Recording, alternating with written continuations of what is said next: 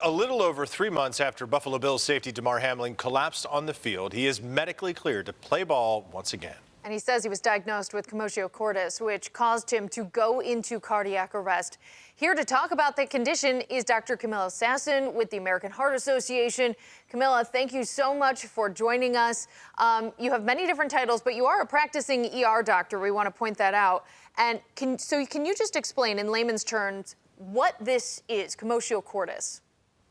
Sure. So as many of us were watching that night, what we saw was a direct blow to the chest wall that happened at exactly the wrong time in that heart's beating cycle. And so when that happens, that heart will go into something called ventricular fibrillation, which is basically a quivering kind of motion.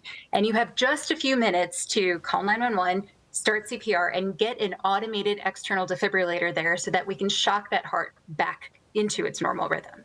And we had medical experts on in the days that followed that, of course, in that first full week of January, that said at the time they were speculating that it could be commotio cordis. And if it is, believe it or not, despite how dramatic we saw a man die literally on the field, he could play football again. And here we are about 100 days later, and that is happening.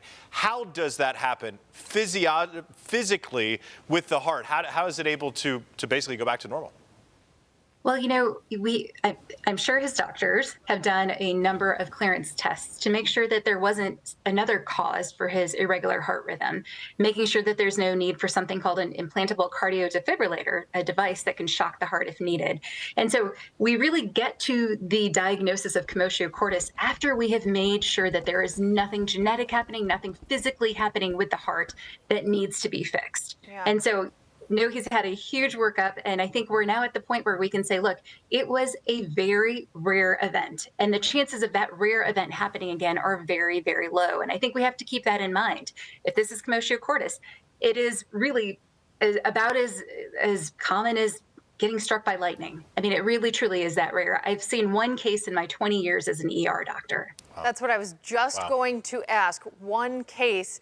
I mean, he just mentioned here that this can happen in young athletes. So is this something to be aware of if you have a child playing football or any, really contact sport out there? Yeah, I just got back myself from my 6-year-old and 8-year-old softball and baseball practices, right? So baseball, lacrosse, hockey, anything that has a very hard ball that potentially can hit a chest wall. We know in young athletes that chest wall is going to be thinner than it is as we get older. So that's why youth are more likely to have potentially commotio cordis than adults. And so the things that you can do as a parent, make sure you know what to do if somebody does collapse on the field. Knowing if there's an AED close by, really, really important. And then, of course, making sure that you and everybody else know how to do CPR. It's super simple.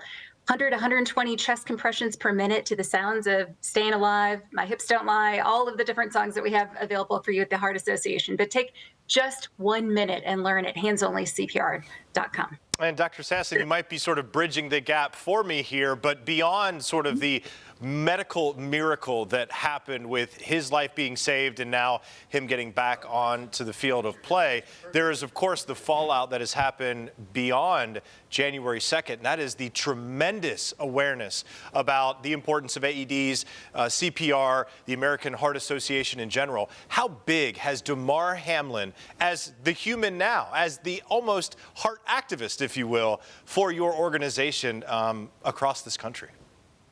I cannot say how he has really turned something that was life-changing for him into something that hopefully can be life-changing for all of us here in the U.S. and even globally.